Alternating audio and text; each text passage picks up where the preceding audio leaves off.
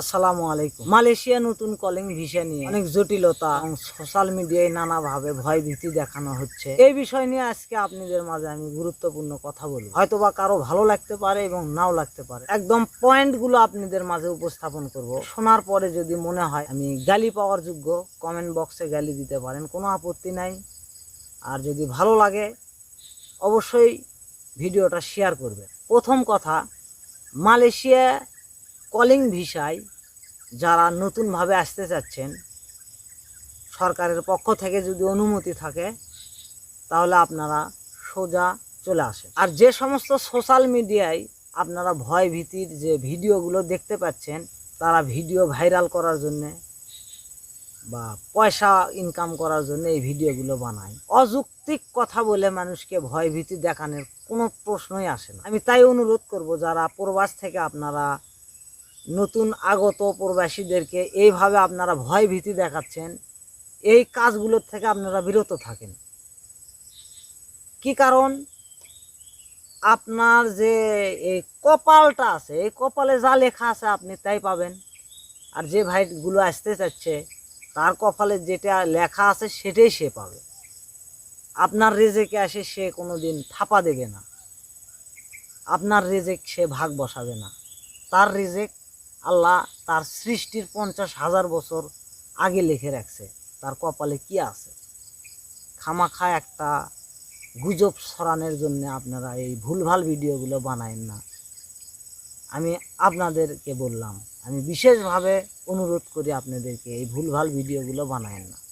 আর যারা নতুন ভাইয়েরা আসতে চাচ্ছেন প্রবাসে, আমি 2023 সালে আমি মালয়েশিয়া পাম বাগান কাজে আমি আসি। আসার পরে আমি এমনও মাস আমার পাড়ি দিতে হয়েছে যে 1100 রিঙ্গিত 1200 রিঙ্গিত, যেটা বাংলাদেশি টাকায় হিসেব করে দেখা গেলে যে আমি 25,000, 30,000, 35,000 টাকা আমি মাসে বেতন পাইছি। কিন্তু তারপরেও আমি অবৈধ হইনি। অবৈধ হওয়াটা খুবই ভয়ঙ্কর একটা বিষয়। এই অবৈধ লোককে বৈধকরণ যে বর্তমান একটা ট্রেন্ড চলতেছে, এটা কি জন্য হওয়ার কথা?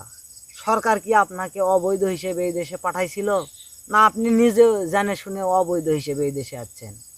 আপনি এই প্রবাসে আসার পরে আপনি করছেন কি, বেশি তাড়াতাড়ি বড় লোক হওয়ার আশায়, বেশি তাড়াতাড়ি ধনী হওয়ার আশায় নিজে 40-45,000, 50,000 টাকার বেতনের চাকরি আপনার পছন্দ হয়নি, সেই কারণে আপনি করছেন কি, অবৈধ হয়ে গেছেন বেশি খাবার জন্য। শেষে যায় কি, বেশি খেতে খেতে গলায় বেজে গেছে। এখন সেটা নিয়ে আপনি ভিডিও বানিয়ে বলতেছেন আমি অবৈধ হচ্ছি, সরকার কিছু করে না। সরকার কি করবে? এই সে সরকার চালু হওয়ার পর থেকে একটা মানুষ কি বলতে পারবে যে সরকার আমাদেরকে খাওয়াচ্ছে? আপনার ইনকাম আপনি নিজেই করে খেতে হয়। সরকার কে আসলো না আসলো, কে কি সুবিধা দিল না দিল, এটা আপনার দেখার বিষয় না। আপনি নিজের ইনকাম নিজে করে খাবেন এবং পরিবারকে চালাবেন, এটাই হচ্ছে সঠিক।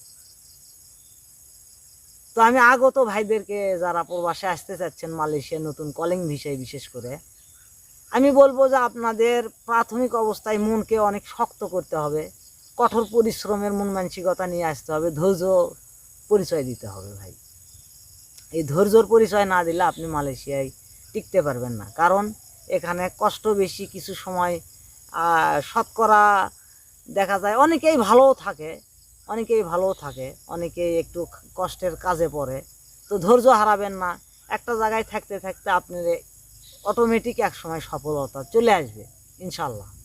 ভাগ্য নিয়ে পৃথিবীতে আপনি জন্মগ্রহণ করেছেন, অতএব ভাগ্যের ওপর নির্ভর করে আর নিজের প্রচেষ্টাকে কাজে লাগিয়ে আপনি এগোতে থাকেন। ভয় পাওয়ার কিছু নাই। আপনারা আসলে আমার কমে যাবে না। আমার দেশি ভাইরা যদি এই মালয়েশিয়ায় আরও অনেক বেশি আসে যায়, তা আল্লাহর ভান্ডারে তো কমতি নাই, বিভিন্ন কাজকর্ম করে খাবেন। আর এখানে আরেকটা কথা বলে রাখি আমি, সেটা হচ্ছে যে 20 থেকে 30 হাজারের মধ্যে যদি আপনার ইনকাম থাকে দেশে, তাহলে না আসার চেষ্টা করেন, যদি দেশেই ওইভাবে কিছু করা যায়। আর একেবারেই হয়তো কর্মও পাচ্ছেন না কোনো, ভালো কিছু করতেও পারছেন না, দিশাহারা হয়ে পড়েছেন। কিছু হয়তো ঋণ পাতি হয়ে গেছে, লোন ঋণ এই সমস্ত কিছু হয়ে গেছে।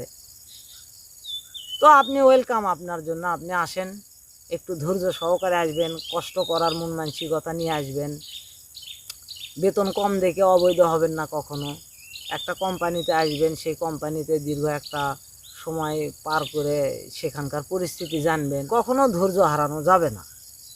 প্রবাস মানে হচ্ছে কষ্ট। এখানে একটা দিন কাটে একটা বছরের মতো, এত ভারী দিন। আমি এই কথা বলে ভয় দেখাচ্ছি না। আমি যেমন আমার পরিস্থিতির শিকারে আমি মালয়েশিয়া প্রবাসে এসেছি। 2023 সালে যখন আমি মালয়েশিয়ায় আসবো বলে মনস্থির করি, তখন আমাকে বিভিন্ন ভয় ভীতি এবং বিভিন্ন ভিডিও দেখে আমি এক পর্যায়ে ভয় পেয়েছিলাম।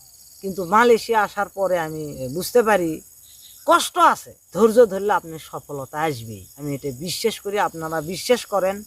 আপনারা প্রবাসে আসার পরে যে দেশেই যান না কেন, আপনি বিশ্বের যে কোনো দেশেই যান, আপনি প্রথম কাজ হবে কঠোর পরিশ্রম, শক্ত মন মানসিকতা, সততা এবং ধৈর্য। একটু পয়সা কম ইনকাম হলেই আপনি অন্য একটা পন্থায়, অবৈধ পন্থায় চলে যাবেন, এটা মোটেই উচিত নয়। আপনি কি জন্য অবৈধ হবেন? যে ভাইয়েরা এই গুজবগুলো ছড়াচ্ছে তাদের উদ্দেশ্যে আমি বলি, ভাই আপনারা কেউ আমার কথায় আঘাত পাবেন না।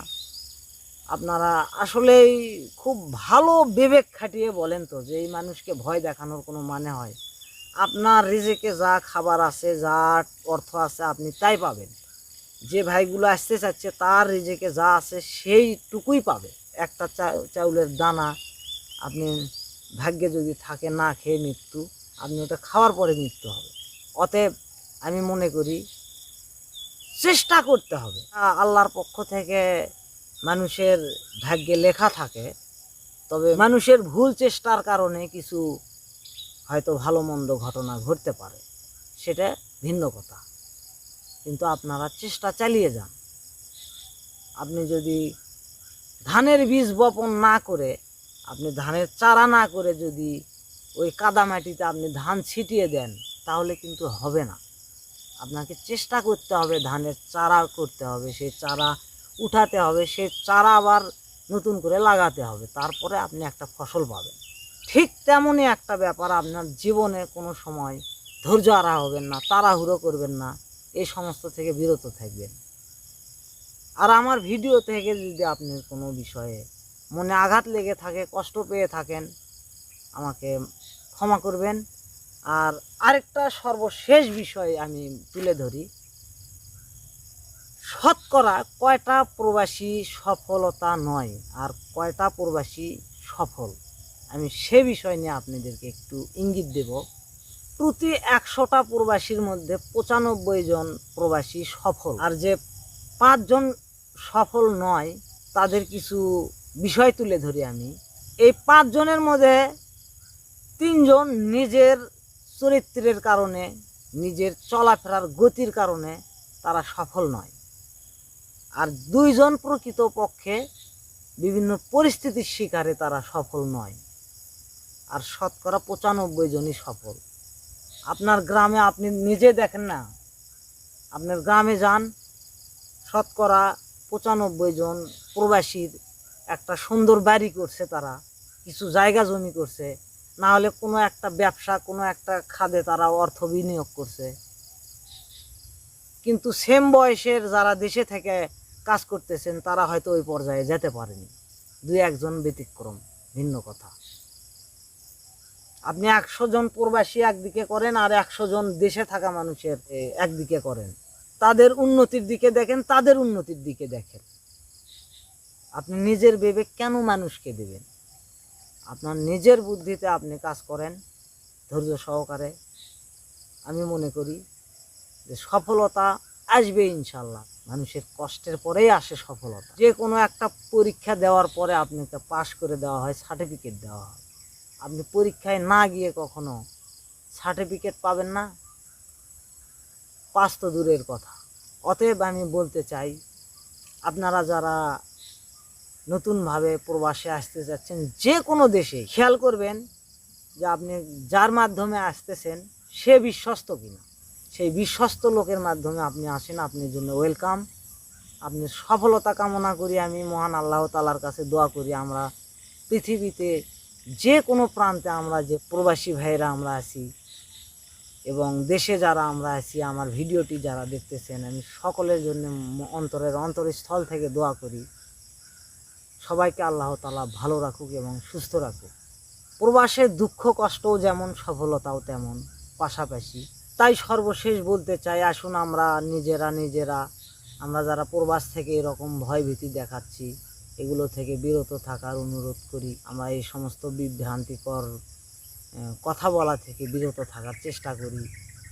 আর সেই ভাইদেরকে আমি বিশেষ করে বলতে চাই যারা ভয়ভীতি দেখাচ্ছেন সোশ্যাল মিডিয়ায়, আমার কথায় যদি আপনারা আঘাত পেয়ে থাকেন আমাকে ক্ষমা সুন্দর দৃষ্টিতে দেখবেন। আমাদের দেশ অতটা উন্নত নয় যে আমাদের প্রত্যেকটা মানুষ আমরা একটা ভালো ইনকাম সোর্স সেখান থেকে বের করতে পারবো। সে কারণেই হয়তোবা আমরা প্রবাসে এসে থাকি, যে খুব অল্প একটা সময়ে আমরা নিজের ভাগ্যকে পরিবর্তন করার চেষ্টা করতে থাকি। এটা খারাপ কিছু নয়। নিজের ভাগ্যকে, নিজের পরিবারকে সুখে রাখাটাই একটা পুরুষের কাজ, একটা পুরুষের দায়িত্বর মধ্যে পড়ে। তো অনেকগুলো কথাই বলে ফেললাম।